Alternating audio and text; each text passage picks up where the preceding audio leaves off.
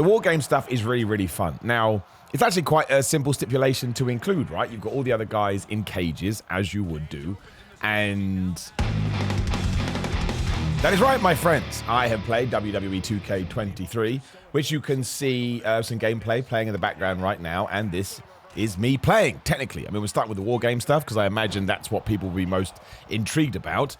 I'm Brock Lesnar in this match, so I'm not in yet, because that's how war games work. So I believe I put in, I think I'm on a team with Bobby Lashley and Drew McIntyre. No, I'm not. I'm with Drew McIntyre. Yeah, that's right. No, I am correct. It's me, Brock Lesnar, Drew McIntyre, and Bobby Lashley. I think we're taking on Edge, Seth Rollins, and John Cena. I believe that was the 6. Nice place to start. You can do 3-on-3. You can do 4-on-4 when you come to war games. And as you can see, it looks pretty good, right? WWE 2K games always look pretty good. And this one is no exception. We obviously played it on a high-end PC, so it looked as tippy-toppy good. And it is coming out on PS4 and Xbox One. I've got a preview over on What Culture Wrestling, which I also implore you to check out. I'll be going over a few stuff, but this is a little bit more freeform, if that's the correct word. And the war game stuff is really, really fun. Now, it's actually quite a simple stipulation to include, right? You've got all the other guys in cages, as you would do, and you come in at regular intervals. I'm not sure if it's on a clock or not. I didn't really time it, but it didn't feel too bad or anything like that. And then when everyone gets in the ring, ding, ding, ding, the match starts for real. I suppose the little trinkets, little tidbits you can do, and I'll make sure, again, I'm not going to sort of be discussing exactly what we're seeing, because it's just wrestling, right? What can I say? If anything comes up, I will do. But you will see later on, when Brock Lesnar does come to the ring, which is me, I get the option to grab a weapon. So I'm like, yeah. So I grab a steel chair. I just smack the absolute crap out of everyone. And what I really liked about it is, as soon as everybody was in there, things went crazy. Bobby Lashley was doing, stuff off the top of the cage to John Cena. Everybody was hitting their finishing moves. It was relatively hard to get the pin, as you'd imagine, because you have, 5, 6 other guys trying to stop the pin. But it was just fun, to be honest, and it was just entertaining. And WWE games are always going to be better with friends. They're always going to be better when you're playing online. I believe War Games is online this year. I'm pretty sure they said that. So if the servers can hold up and there is, options to sort of, really, really have some fun with it, I think this is going to be an absolute hoot. And again, there's nothing wrong with playing the AI, although I'll talk about the more single-player structured mode in just one second. There's nothing wrong with playing the AI, and I think it does a decent job. But as always, I get the most worth when I sit down with a bunch of friends, usually in the same room. I still think this is one of those games that absolutely serves same room multiplayer better. And you just have absolute chaos and you have absolute carnage with it. And I forget when new iterations came in, because I played all of these games. I'm not like a walking dictionary about this stuff, so you'll have to forgive me if it's been there for ages. But I still enjoy the way you break out of a pin. Now you just flick up on the right stick and you have to time it with that moving bar. Obviously, the more you get beaten up, the harder that is to do. And it's all the context-sensitive stuff, which I know that the 2K games have always done. But I really feel like we're iterating on that at the moment, ever since we came back last year. So if you're near the ropes, you have a bunch more moves. If you're on barricade, you have a bunch more moves. Same when you're on the top rope. And they're still utilizing that combo system as well. I'm always going to be a sucker, just based on nostalgia, for heavy grapple D-pad, light grapple D-pad. But you can still do stuff like that. And actually, when you do get into I played on Xbox, on an Xbox pad. And when you do get into the, say, XXAB, or whatever, BBBAX, and you start getting the timing right, you do realize, actually, it's a great way to ensure that not only do the wrestlers have more moves that would pertain to them, as they would in real life, but there's just more of them, right? And at first, I can't remember when that came in, right? But at first, I was a bit like, this is weird, because I don't really see WWE games as fighting games, per se, in terms of how a video game describes that. And I know that it's a simulating fighting game. I like it more to look on the arcade style, but actually there is a happy medium here. And when you can get a good match going, it works really well. As does the counter system and the reversals. Now, I've talked about this on many a video. In the past, it's been too hard. People go, oh, you shouldn't say that. I play games to have fun, right? I don't need a video game to kick my ass. I play games to have fun. This one is so much easier. It's now based on Y and the right bumper. In my head, it was always the right bumper, but I'm sure that probably changed last year as well, and I've just forgotten. But just well, it kind of ties in, right? So the window to take advantage of it just feels a little bit bigger. Not a lot. It's not like a second extra. There's a few more frames that pass that allow you to get it in. So if you do have good reflexes, it kind of leans in your favor until somebody starts kicking your ass. When your meter is down, then of course it's harder to do, and you're slower. And when you get knocked down to the canvas, it's harder to get up again. I really like the countering stuff, and I actually didn't record it. I did a match between Edge and Seth Rollins, and by the end it was just counter to the point. I went for a curb stomp, Edge reversed it into an RKO, or a cutter, I should say. And I just let him pin me. I'm not kicking out of that. There's no way.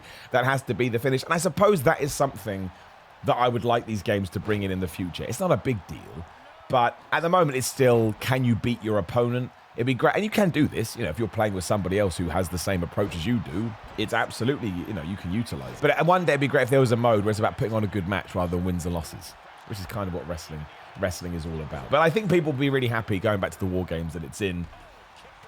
Especially because I would imagine it's harder to implement something like the Royal Rumble for the first time, where it's completely different. Whereas this is just a big old cage match with 2 rings in it. But it's nice, right? I think visually it looks different. That's always important because we are getting these yearly iterations. And just to wrap it up, not the video, just the idea of it. They've taken last year's game, which was, substantially better than the previous year's one, which was a bit of an issue. And they're still, we're just upgrading and we're updating. We're making sure everything runs a bit smoother. To the point I think this is going to be really, really cool. I really, really do think it's going to be a good game, even though I only played it for 90 minutes. So it's hard to say for sure. Just had something else I wanted to talk about too. Oh yeah, the crowd. The crowd is much better this year. I still feel like sometimes they're too quiet in moments where you want them to be loud. That must be really hard as well. Again, I don't make games, so I don't want to start saying I have any idea what I'm talking about. But it's so important to wrestling, be it on an entrance or a big move.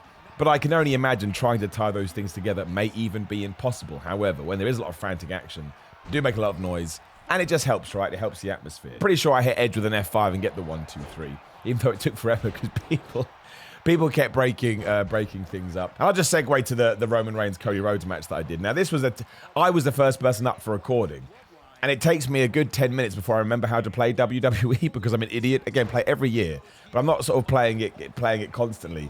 So I kept spamming the same.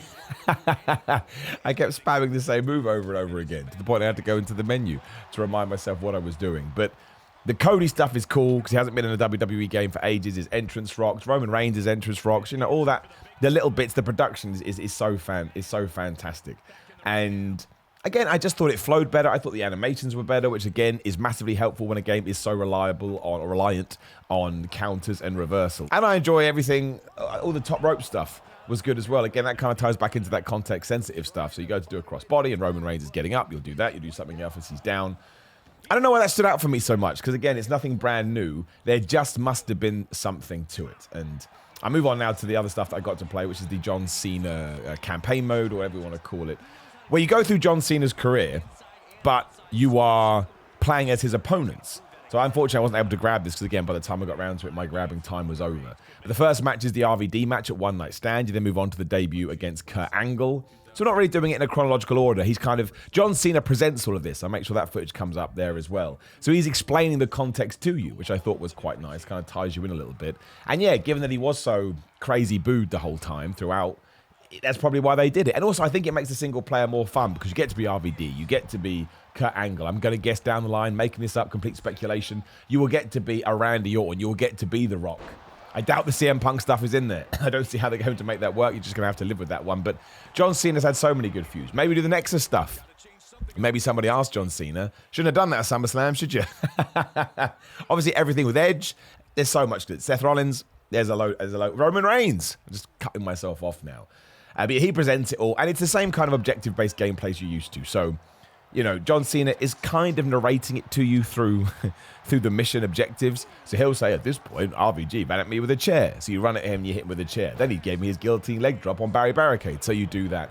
And then that continually opens the next objective until you get to the end of the match and you get more context. And it seamlessly goes from match to gameplay. I much prefer just getting into the nitty-gritty of the match and letting it fly. However, this mode isn't specifically for me. It's for casual fans. It's for John Cena fans. And it's a nice touch, right? I think you'll enjoy it. It's a cool way to present it. Once again, WWE games, always very good at presentation. And it felt like a mode that you could really sink your teeth into as well. I always struggle with it a little bit because I'm dumb and don't understand the objectives. But to be fair, I figured it out relatively easily. So even though at one point I didn't really understand what it wanted me to do with the table, which I do put on my own shoulders, I just don't think I read it right. I was able to figure it out within a couple of minutes, and I think that's quite a good, what would you call it? It's quite a good, I can't give the right word. It's just good. Because some games you can get stuck on it, and it's not understandable or relatable at all, and you're totally lost. So in summary, I'm mostly showing you this, so I want you to see the gameplay, and you'll be able to make your own mind up. But when I was done, I was like, do I want to play this year's game? And yes, I do. And that's a massive, massive turnaround from 3 years ago when 2K20 really was a little bit, well, it is a bad one, right? You're going to release a game every single year. They took a year off, but law of averages states eventually, you're probably going to drop the ball a bit.